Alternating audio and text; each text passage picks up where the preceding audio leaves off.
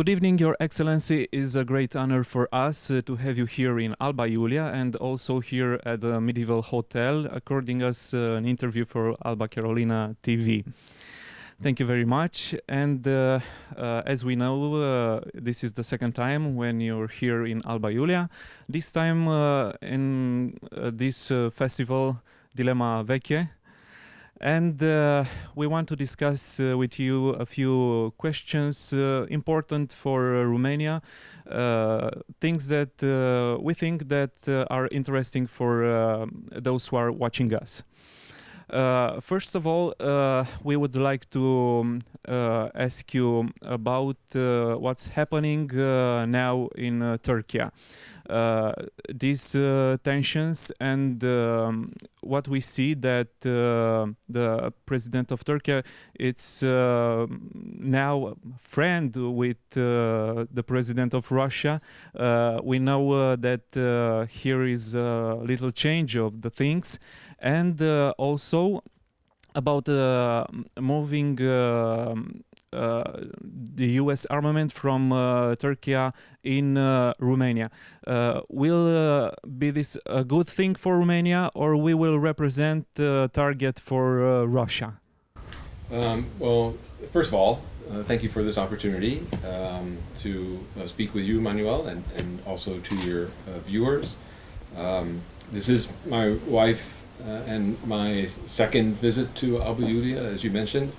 The first time was very short. I had a chance to meet with your mayor, and he escorted us around the Citate, and we were very impressed. You saw the guard, the changing of the ceremony, yeah? We did. The museum with Exactly, the Roman Museum. And also the hall where the Declaration of Romanian... The Union Hall, yeah. Yes. Took place in 1918. So it was very memorable, and it was our first trip outside of Bucharest. So that contributed to it being a very memorable occasion for me. And so it's very, very good. We're very happy to come back. This time we're spending several nights here in order to participate and enjoy the festival. And the weather is so beautiful. We had a chance to go a little bit outside of Alba Iulia and see the countryside. So it really is a tremendous place. So moving from the beautiful to a very difficult yes, topic, yes. Turkey. Turkey is a very, very important member of the NATO alliance. Yes. It's also been a critical part of the coalition that is trying to fight ISIS in Iraq and in Syria, and it's been literally at the forefront of the refugee and migrant crisis that originated in Syria, and then later in Iraq as a result of the civil war that took place, or that is taking place in Syria. It's also been bilaterally a very, very important partner for the United States. The U.S. was one of the very first countries to condemn the coup that took place in July. It's known to all that our relationship became challenged after the coup because of the Turkish request that Mr. Gulen be deported from the United States. We have sought at very high levels to maintain a open lines of dialogue with the leadership in Turkey, and just this past week our Vice President Biden, visited Ankara and had extensive conversations with both the Turkish Prime Minister as well as the Turkish President. And our view, the view of the United States, is that Turkey will remain essential to the strength of the North Atlantic alliance within NATO, and it has shown absolutely no indication that its commitment to NATO will change in the near future, which is very welcome to the United States as well as to the alliance. And Turkey will remain to be a very, very important partner in the fight against the Islamic State, both in Iraq and in Syria, as well as an important contributor to a future resolution of the conflict in Syria, and also in terms of managing the enormous refugee waves of refugees that have very significantly come across Turkey. In terms of the movement of weapons that you mentioned, I really cannot discuss that, and I ask you to contact our Department of Defense regarding those issues. Okay, and now returning in Romania, some declarations of Mr. Călin Popescu-Tăriceanu, the President of the Senate. He should participate to the inauguration of the defensive system Aegis Shore, and he cancelled his participation, saying that the preparation of that event was against the rules of the Senate. What's your opinion concerning this? I found it regretful that he chose not to join the ceremony on May 12th in Devaselu, marking the completion of the missile ballistic defense site. There was some questions around protocol that the two parties that were managing that issue was one, Senator Tăriceanu, and then also the Ministry of Defense. He certainly would have been welcomed if he had attended the ceremony. Now, concerning the migrants, you talked about this subject also at this event here at Dilemma Veche. What do you think that will be the future of this crisis in Europe, and not only in Europe? And that's the important thing. It's not only in Europe. From the perspective of the United States, we see the refugee and migrant crisis as really being a global crisis.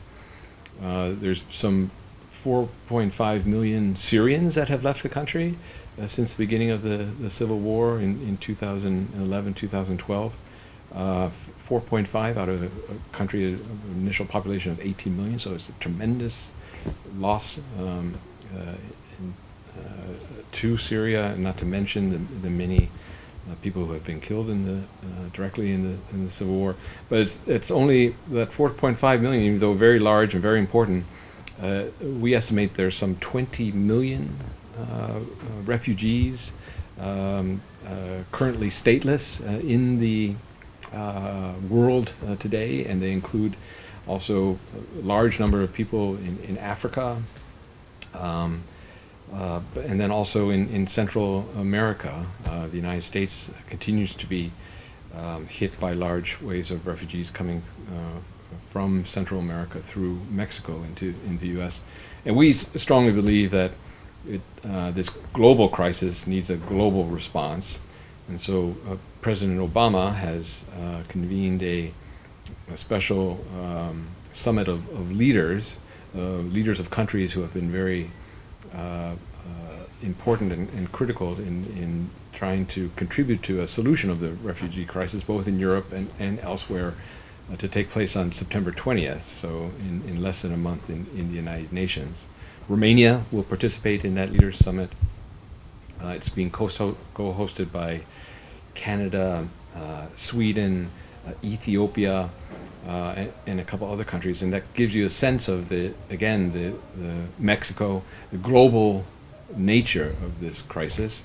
One of the major efforts that the United States is making, together with the European Union and together with Russia, is to try to bring some resolution to the conflict in Syria itself, both diplomatically, very importantly diplomatically, but also militarily.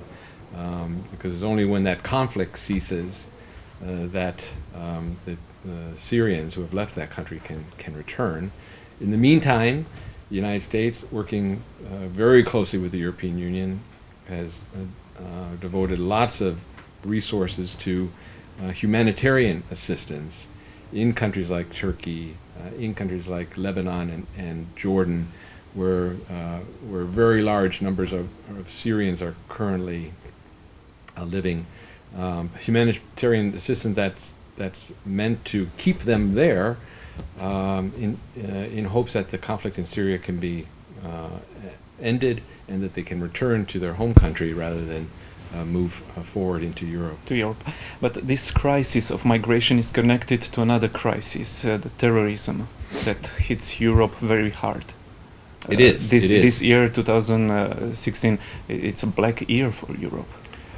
You're correct. At the conference, you might have heard Ambassador Manuel speak to this this connection and the need for Europe to do a better job in terms of sharing intelligence on migrants who might also potentially be terrorists, and to take other steps in the area of law enforcement to combat terrorism. But you're absolutely correct, and this connection, this nexus between terrorism and migration out of the Middle East is something that is also of great concern to the United States, and it's becoming a focal point of our election campaign. Very briefly about the political situation in Romania, because this year we have local election and we're going to have another round of election here in autumn. From the perspective of the United States, right now, we see Romania as being on a very positive trajectory. It is making very strong contributions to international security through its membership in NATO, but also in contributions to fighting against ISIS in Iraq, and also to trying to bring stability to Afghanistan. And bilaterally, again, as common allies within NATO, the United States and Romania share a very strong collaboration in the area of security. And that includes in the military area, but also in law enforcement and elsewhere. Romania is growing very strongly. It's probably the fastest growing economy in the European Union right now. Yes. And is this a good growth? Well, I think there were questions about this. Yes, and I think that's there's a very important conversation that should be had about the composition of Romania's economic growth. I think many, including Governor Isarescu, who was here last night, would say that there's questions about whether it's sustainable, whether it's too dependent on consumption and inadequately on investment, but nevertheless it's growing very strongly. And then also in the area of governance and the rule of law. Romania has, over the past several years, has sustained an increasingly credible and successful fight against corruption, one that is making Romania the exemplar for other countries in this region. And its embrace of a democratic future, of democratic values, and its commitment to build strong democratic institutions has also been successful over the past several years. So, and looking at other features, there are no extremist parties in Romania. There's no nationalistic parties in Romania. So right now, Romania is on this, again, I think not only from the perspective of the United States, but other international partners of Romania, is on a very positive path. And my hope is that the country will remain on that trajectory, on this path, and that the Romanian voters in November or December choose representatives in their parliament that will. We hope for a better one. Well, no, that will keep Romania on this path that's making it increasingly a very, very reliable and important partner for the United States. At the at the end of this interview, let's talk about Alba Iulia, as we started. It's your second visit here in Alba Iulia. What's your opinion about our cultural heritage here and the potential that Alba Iulia has from this point of view? I think the potential is tremendous. When I was here in October, I was astonished to learn from your mayor that first looking at the economy in Alba Iulia and the surrounding area, it's very, very strong. That unemployment here is 1% or less. Because of Sebeș. Sebeș, in any case, but also I think the infrastructure that that the political leadership here has tried to put into place to make it possible for connections for workers to easily commute between. Yeah, we need that highway from Sebeș to Turda. Yes, well, very much.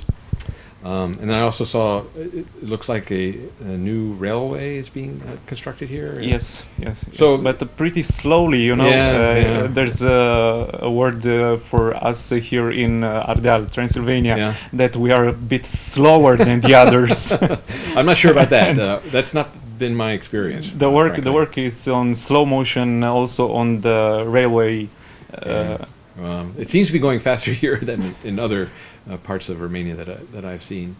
So economically, the region seems very strong, and then culturally, I really congratulate the leaders of many towns here in Transylvania to recognize that culture can be a very important contributor to quality of life. But then also economic growth. It's true here in Alba Iulia, it's true in Sibiu.